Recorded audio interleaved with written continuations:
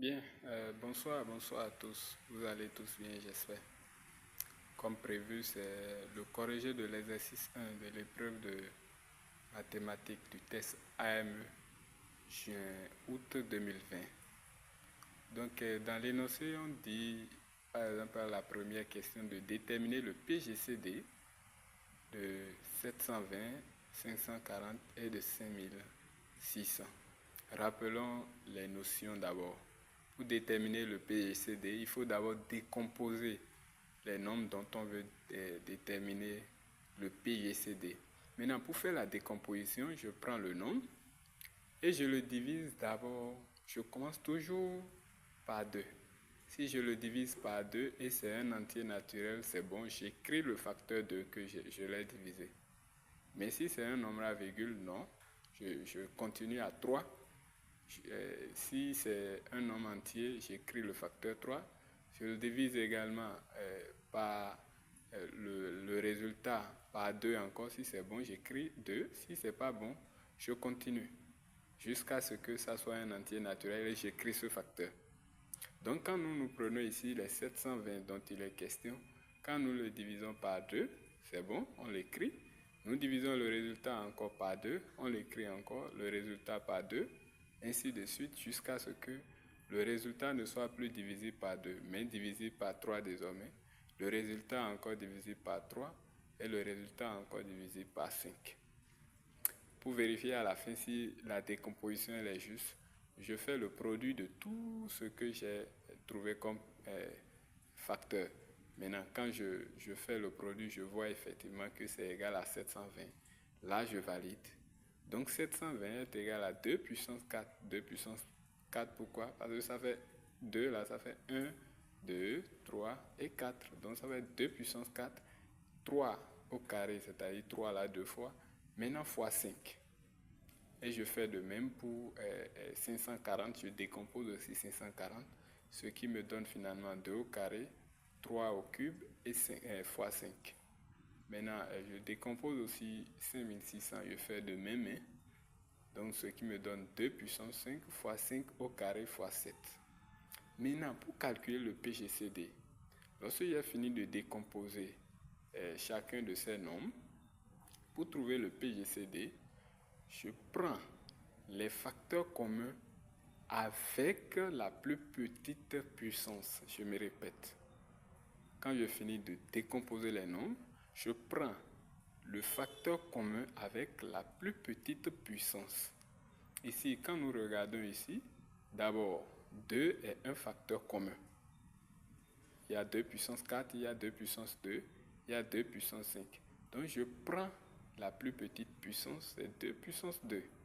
Donc, je l'écris. Maintenant, 3 n'est pas un facteur commun. Il y en a 3 ici, il y a 3 ici, mais il n'y a pas 3 ici. Donc, je regarde 5. Il y a 5, il y a 5 et il y a 5. Maintenant, la plus petite puissance, c'est puissance 1. Maintenant, je prends ceci. Donc, ça fait 2 au carré fois 5. Ce qui me donne finalement 20. Parce que ça fait 2 au carré, ce qui donne 4. C'est-à-dire 2 fois 2. Maintenant, fois 5, ça fait 20. Si je n'ai pas mis 7, c'est parce que 7 n'est pas un facteur commun. Parce que ici, il n'y a pas 7. Ici non plus, il n'y a pas 7. Mais ici, il y a 7. Maintenant, je vais en même temps clarifier la notion de PPCM. En ce qui concerne le PPCM, la seule différence, sinon on décompose aussi les nombres comme ça. Maintenant, pour calculer le PPCM, lui, on prend les facteurs communs et les facteurs non communs. Maintenant, les facteurs qu'on prend, c'est-à-dire les facteurs communs et non communs qu'on prend, c'est avec la plus grande puissance à ce niveau. Donc le PPCM, on prend les facteurs communs et les facteurs non communs, mais avec la plus grande puissance. Le PGCD, c'est uniquement le facteur commun, mais avec la plus petite puissance. Pour le PPCM, c'est facteurs communs et les facteurs non communs, mais avec la plus grande puissance. Bien, donc nous avons fini comme ça la première question. On passe à la question 2.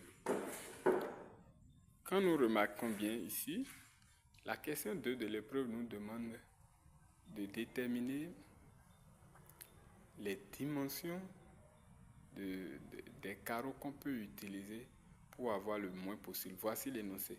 L'énoncé dit qu'on veut recouvrir exactement une surface dont la longueur est de 3,78 mètres et la largeur est de 2,88 mètres, c'est-à-dire un rectangle. Maintenant, on veut recouvrir cette surface avec des carreaux de forme carrée. Et cette couverture doit être, on a précisé que c'est une couverture exacte. On a dit, on veut recouvrir exactement. Donc, il ne doit donc pas avoir de découpe, de brisure ou bien de cassure pour combler un vide. Maintenant, si c'est comme ça, voilà que l'espace est un rectangle. Pour donc recouvrir exactement avec des carreaux de forme carrée, ces carreaux-là, le côté de chaque carré, puisque les carrés ont un côté, c'est-à-dire c'est 4 côtés de même longueur, le côté de ces carrés doivent diviser exactement la longueur et exactement aussi la largeur. C'est-à-dire, quand on va poser ces carreaux-là sur la longueur, ça doit couvrir exactement, venir ici, il ne doit pas avoir de découpe. Et quand on la met également sur la largeur, on doit le trouver exactement aussi sans découpe. Ce qui nous amène donc à dire que le côté du carré doit donc être un diviseur de la longueur et en même temps un diviseur de la largeur. Mais comme on a dit, on veut recouvrir exactement et utiliser le moins possible, on doit veiller à ce que ça soit le plus grand diviseur qu'ils ont en commun. Ce qui nous amène à dire que le côté de ce carré dont il s'agit doit être le PGCD, le plus grand commun diviseur commun de ces deux nombres. Donc, on dit les carreaux que l'on veut utiliser sont de forme carrée et on veut une couverture exacte, c'est-à-dire donc sans découpe. Ce qui nous amène donc à dire que soit c'est le côté de ces carreaux, C doit diviser la longueur et C doit diviser la largeur. Et le fait d'utiliser ces carreaux le moins possible impose que ce soit le plus grand des communs diviseurs de petit et de grand L et de petit L, c'est-à-dire de la longueur et de la largeur. Ainsi, c'est le PGCD de grand L et de L. En réalité, c'est une application des PGCD.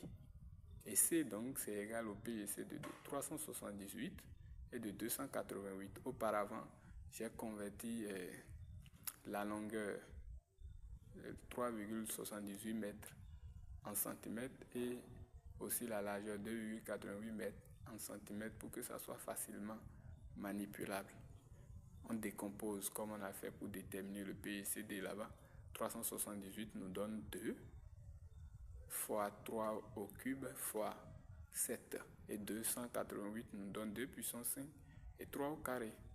Maintenant, pour déterminer le PGCD de deux nombres, nous avons dit que on prend le facteur commun avec la plus petite puissance. Ici, la plus petite puissance entre 2 puissance 1 et 2 puissance 5, c'est 2 puissance 1, donc ça fait 2. Maintenant, ils ont 3 aussi de commun, donc ça fait 3 au carré, puisque c'est 3 au carré qui est la plus petite puissance entre les deux. Donc ça fait 2 fois 3 au carré, ce qui nous donne ici que le PGCD de ces deux nombres, c'est 18. Donc c'est le plus grand diviseur commun qu'ils ont en commun, ça. Donc quand on va prendre des carreaux dont le côté est de 18 cm, ça va recouvrir exactement un certain nombre de fois la longueur et recouvrir exactement un certain nombre de fois également la largeur. Donc quand on va poser, il y aura une couverture exacte sans découpe. Donc il faudra donc prendre des carreaux de forme carrée dont le côté est 18 cm. C'est-à-dire que le côté des carrés doivent être 0,18 mètres. Bien, c'est un peu la réponse à cet exercice. Si vous avez des questions, n'hésitez pas à le mentionner en commentaire pour que je puisse vous apporter plus d'éclaircissements au besoin. Merci de vous abonner. N'oubliez surtout pas pour recevoir les nouvelles notifications pour la publication des nouvelles vidéos. Allez, bonne soirée à vous.